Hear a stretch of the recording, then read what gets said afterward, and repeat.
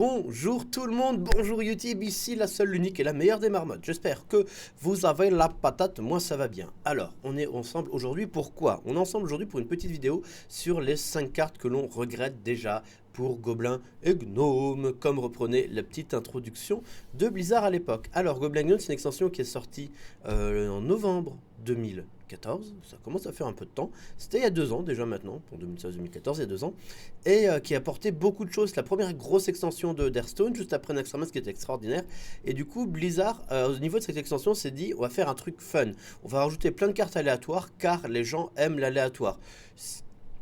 Effectivement, il y a du bon aléatoire dans cette extension, mais le truc, c'est que les cartes qu'ils ont sorties à nouveau dans cette extension avec des effets random sont globalement trop fortes. On pogne notamment le portail instable, la canon lance-flamme. On va revenir sur 2 autres cartes auxquelles vous pensez forcément. Alors, du coup, commençons sans plus attendre ce top 5 des cartes qu'on regrette déjà. Alors, il y a la première carte, c'est la 5e. Alors, on en rediscutera plus tard quand je ferai un petit tour de l'extension, mais il y avait beaucoup de cartes qui pourraient arriver à cette 5e place. J'ai mis la Darkbong. Pourquoi? Parce qu'en fait, elle arrive à un moment où le Soulfire est nerf à 1 mana, niveau plus 0. Du coup, on nerf les jeux os. Et en fait, on arrive sur un deck démoniste qui n'a aucune gestion de créature avant le tour 4. Et l'arrivée de l'explosion Diablotin, qui arrive justement dans cette extension. Et donc, ils se sont dit, si on veut avoir des démonistes autres que Zo, vu qu'on en enlève une arme de gestion aux démonistes, on va essayer de la remplacer. C'est clairement un éclair de givre en moins bon, mais on n'est pas faire un éclair de givre qui met en plus des dégâts sur la durée, ça ne revenait à rien. Et donc voilà, donc c'est une petite carte qui a bien aidé à les démonistes, au Landlock, maintenant les jeux Réno, tout ce qui est deck démon, à sortir un petit peu du lot et à éviter qu'on ait que des os. Alors une autre carte extrêmement importante, mais celle-là plus qu'importante, celle-là la 4ème place, mais bim, cache direct dessus, c'est le Muster for Battle. Parce qu'en fait, vous vous rappelez pas forcément d'avoir la sortie de cette carte si vous ne jouez pas. Paladin, c'est une classe de chaussettes ultime. Genre en fait, t'avais 2 chaussettes dans Hearthstone. T'avais prêtre et paladin. Ces mecs, tu voyais un, tu tombais compte, tu disais ah, il joue paladin, le coup, on l'avait compris, il va se faire défoncer.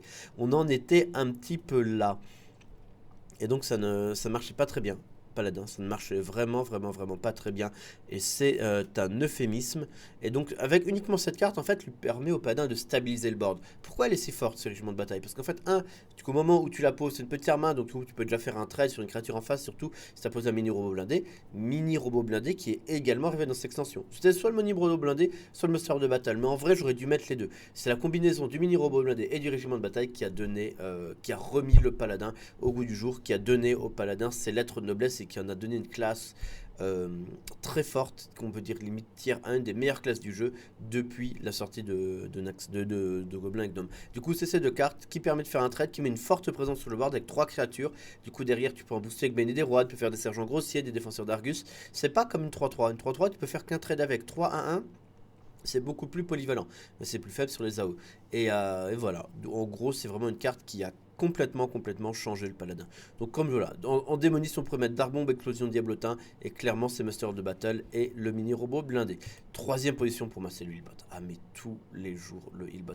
Cette carte, moi je suis un joueur de contrôle, cette carte fait tellement de bien, elle a donné tellement de plaisir aux joueurs contrôle que je suis au mid-range, parce qu'en fait, elle permet, à ça plus le crageoise, ça permet de temporiser quasiment tous les jeux aggro. Vous savez que même si le mec est le plus cancer du monde, on pense au chaman actuellement, où à un moment donné il y a un chasseur face très violent, et ben tu joues healbot plus crageoise et le mec il passait pas, et tu t'en sortais. Et ça donnait vraiment des armes, et avant ce crageoise, avant ce healbot, t'avais pas d'armes pour lutter contre les gros decks bien aggro, t'avais aucune arme du tout, et souvent ce qui arrivait, c'est que tu te faisais rouler dessus. Et ça, c'était vraiment pas bon du tout. Donc voilà, vraiment une carte qui a stabilisé la méta un peu plus lente, qui a permis de donner des armes, permis de donner des possibilités, et ça, pour moi, ça vaut clairement sa 3ème place. Sa 2ème place, c'est le meilleur T4 du jeu. Alors pour moi, le déchiqueteur, il était mal désigné. Pourquoi il était mal désigné? Parce qu'en fait, il est trop fort. C'est bizarre que je dise ça. D'habitude, je râle sur des des cartes parce qu'elles sont un peu ratées ou autre, mais là, le déchiqueteur est juste trop fort parce qu'en fait, on en est à un point maintenant où t'as aucun intérêt à jouer un autre T4. L'exploit mage gobelin, le jeu méca est super fort. On pense au combattant sauvage, Android qui est super sympa et qu'on voit pas. Tous les T4 du monde actuellement sont strictement inférieurs au Shredder. Même les water élémentales qu'on voit de temps en temps maintenant dans les jeux à Tisflamme, les élémentaires d'eau qui gèlent, en fait, ils sont là uniquement pour contrer les jeux armes type shaman, pour avoir suffisamment de durabilité pour pas mourir sur des gros bursts, mais ils sont inférieurs au Shredder. Le truc est juste stupide. Et les repop, le fait que tu puisses avoir un Milous derrière, Enfin, combien de games ont été perdus sur Milouz, Tempête de Mana, ou à l'inverse sur l'Augure Funeste, la 07 qui pop, qui clean à board. Clairement, lui, je suis content qu'il parte. Je suis content du card parce qu'il est autant inclus. Et en fait, je pense qu'on revient à Hearthstone dans 5 ans. S'il part pas du standard, s'il part pas par de standard, c'est toujours on verra toujours 2 destructeurs pilotés dans tous les jeux. Et ça, c'est dommage parce que du coup, se dire que on a déjà créé le meilleur drop à 4, du coup, le jeu n'évolue plus. Du coup, pour moi, le fait que du coup l'arrivée du standard et le fait qu'une partie des cartes ne soit plus jouable qu'en quartier libre, pour moi c'est une très très bonne chose. Ça va permettre un renouvellement des cartes, éviter qu'on se tape 2 déchiquetières pilotées dans tous les jeux jusqu'à la fin d'Hearthstone, qui j'espère sera le plus tard possible, voire jamais. Et enfin, le premier, le grand, le fabuleux, le génialissime, Dr Boom. Alors, on s'est tous vautrés sur Dr Boom. Clairement, on s'est tous vautrés sur Dr Boom au moment où on a fait nos vidéos, quand je l'ai sorti. Tout simplement parce qu'en fait, il y avait Battlecry, mais de 1-1, et on savait pas ce que faisaient les bots. On savait pas que les bombes pouvaient faire entre 1 et 4 points de dégâts, on savait juste qu'elles étaient 1-1 avec un petit warning bot may explode. Du coup, on était là. Ok, c'est une 7-7%, c'est pop de 1-1, c'est cool, mais il s'est pour être ouf. Puis après, en fait, on a vu les bombes, on s'est dit, ah ouais, c'est de la drogue. Clairement, Dr Boom, il a le même problème que le déchiqueteur piloté. Tant qu'Hearthstone existe, tu peux pas sortir une carte à 7 qui puisse gérer Dr Boom. Des fois, tu vas Guédon dans les guerriers contrôle, mais c'est en plus de Dr Boom, c'est jamais Guédon à la place de Dr Boom. Voilà, c'est le problème en fait. Le Dr Boom a le même problème que le déchiqueteur, le même problème que le crageoise en fait. C'est des cartes qui sont juste tellement fortes, tellement bien, qu'à part créer stricto sensu leur équivalent en plus fort, genre bonjour, je m'appelle Docteur Superboom, je suis 7-8, allez même 6-8, pire, le pire, 6-9, allez 6-9 pour 7, et mes bombes sont 1-3 quand elles explosent, elles mettent entre 2 et 5, et je vaux 7. Voilà, à moins de créer une carte comme ça, elle est juste trop bien. Elle a juste, bon, les seuls défauts c'est qu'elle prend BGH, elle aurait pu être 6-9. Hein. Voilà. Mais même, je trouve que c'est comme si tu prends BGH, en fait ton BGH il se fait trade. Donc généralement en fait tu dis BGH il est bien parce que tu fais tu carte advantage, tu es une créature en face, t'as encore de la mana. Mais en fait là il fait juste du 1 pour 1 parce que ton BGH est sûr de mourir sur les bombes. Et en plus les bombes peuvent te tuer une autre créature à côté. C'est ça qui est dramatique. Donc voilà pourquoi, pourquoi Dr Boom est juste trop insane. La carte n'a aucun défaut. À part qu'elle est pas 6-9, mais c'est tout. Vraiment, du coup, vraiment une carte, tu nous as apporté beaucoup de bonheur, tu m'as fait énormément rager. Mais on se voit, on continuera à se voir, Dr Boom, hein, comme le Shredder, on continuera à se voir en quartier libre. Je continuerai à jouer en quartier libre, on continuera à faire des énervations, pièces, Dr Boom T2, au revoir, à plus, bisous. Mais le fait de ne plus te voir à 100% des games d'Hearthstone, ce n'est pas plus mal pour moi. Et enfin, la boost de l'extension. Alors je veux dire honnêtement, j'ai eu du mal. Parce que Goblin Gnome est une extension qui est très bien désignée, design, il y a un très bon design. Les cartes fonctionnent bien entre elles. D'ailleurs, on fera un petit tour après. Je vous montrerai qu'en fait, c'est une extension où tu n'as quasiment aucune carte qui est complètement nulle et qui était injouable. Je dirais que tu en as 2 sur 130 cartes, c'est ouf. Le taux de déchets total de l'extension. Normalement, une extension, tu as un taux de déchets, on va dire, entre 50 et 60% de cartes qui sont vraiment injouables.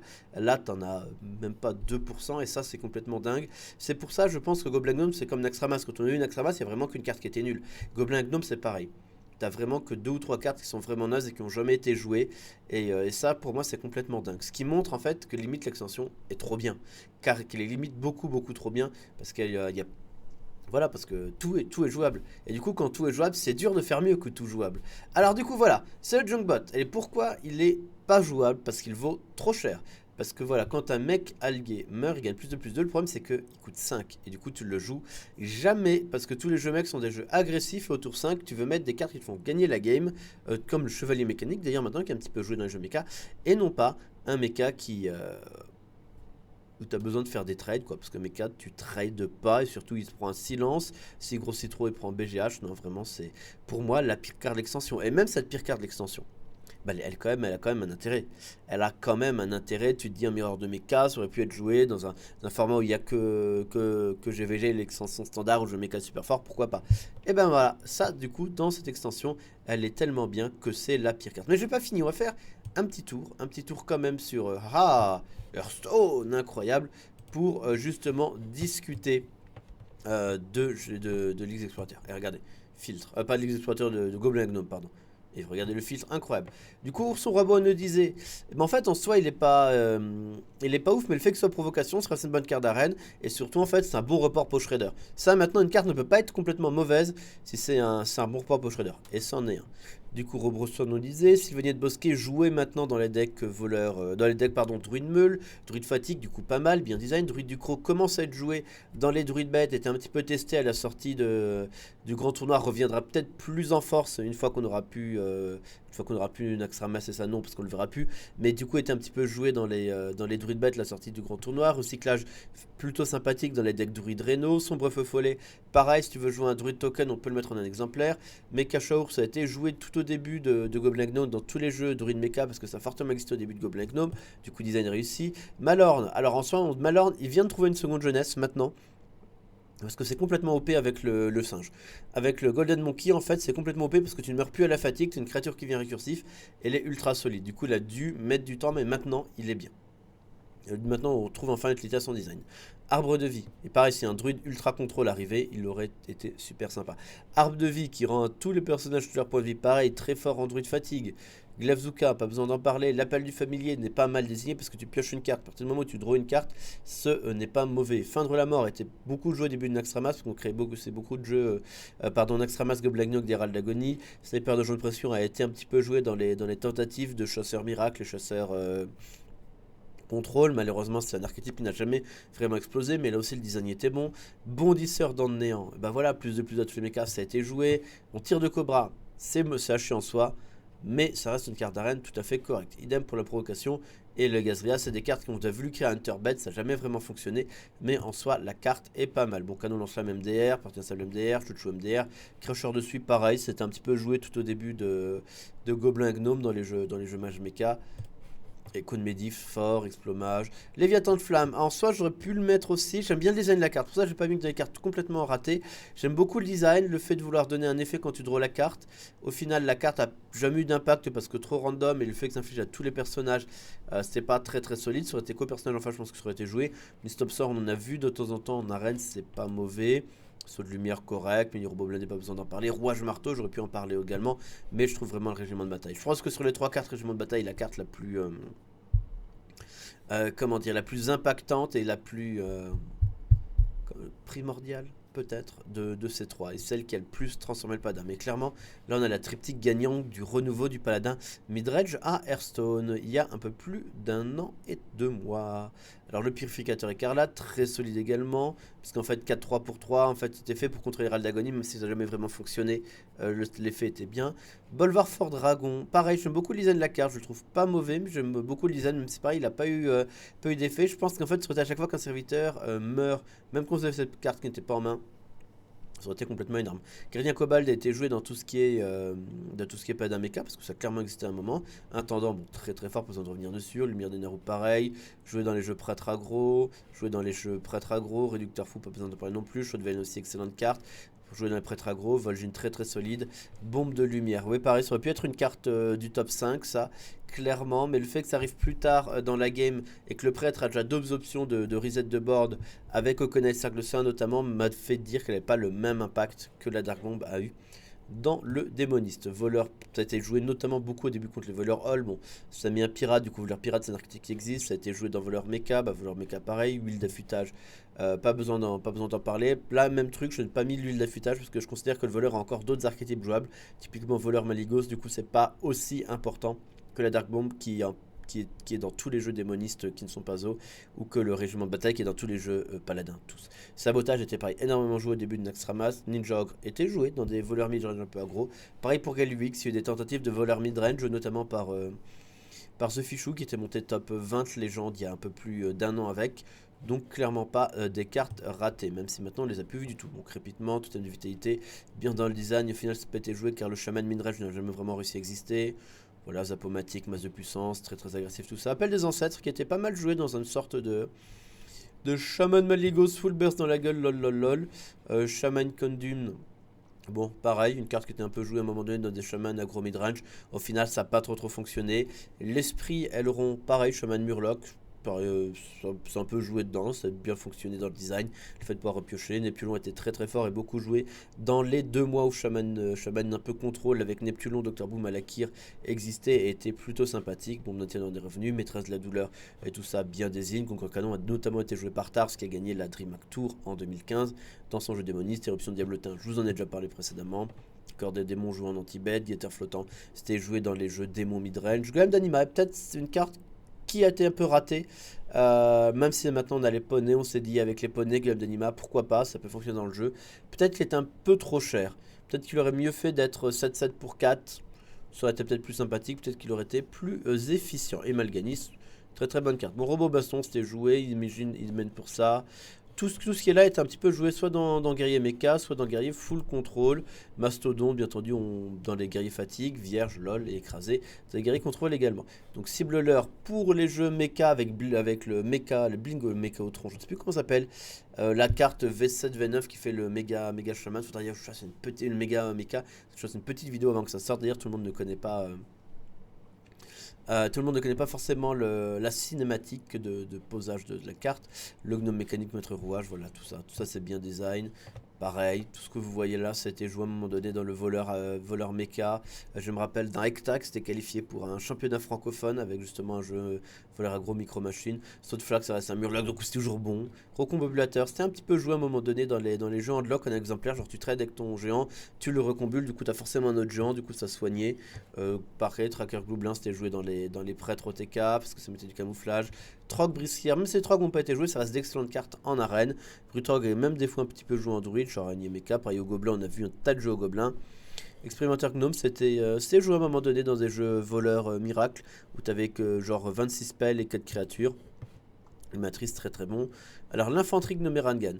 Alors ça par contre je me suis dit à un moment c'est nul. Et après j'ai repensé notamment au jeu prêtre, autre cas où tu mettais ça. Du coup derrière tu pouvais mettre double bouclier divin, mettre un autre avec feu intérieur. Du coup je me suis dit ça a été joué, même si c'est très épisodiquement, c'était souvent été joué en un exemplaire dans les cartes en ladder et un petit peu en dessous.